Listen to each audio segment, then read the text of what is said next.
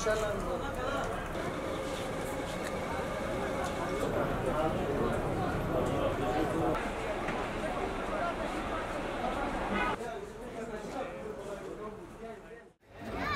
سوزی ساعت 6:30 بجه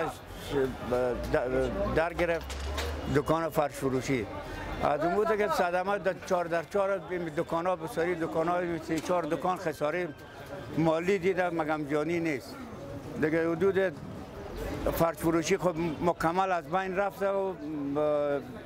دیگه دکان ها در حدود $1,00,000 $50,000 $40,000 هر کدام ما خساره رو دیدیم. دیگه علتش معلوم نیست که شورتی برق بوده یا کدام چیز دیگه دکان ها قائم بوده. دیگه در 6:30 بجه دکان ها قدرواز نشد بود کورام همسایه ها و بگیر نمان برای ما اول دادن که آمدیم رساندیم خود چیز مال خود بیرو کشیدیم چیز دیگه شدیم داخل دیگه ظروفا بوده که یعنی یخچال است و دیگه سینیم یا از این ما خساره دیدیم ظرفای ما بسیار میده شده.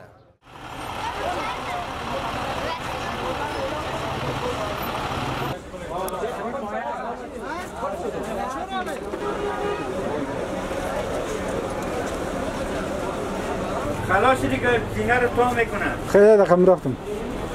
بوده که تاکت سر جواب میرم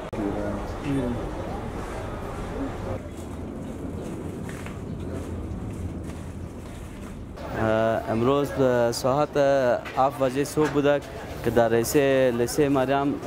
مقابل مرکز تجارتی طلا آتش سوزی شده که از اثر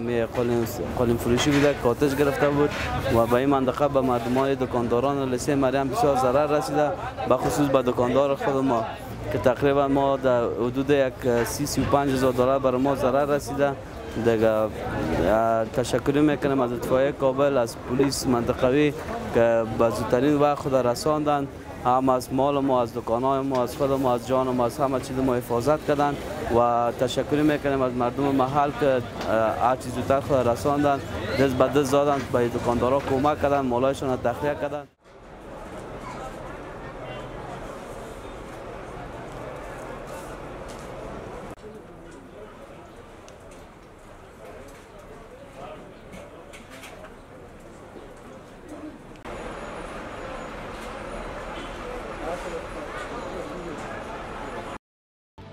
آژانس خبری پژواک انعکاس دهنده حقایق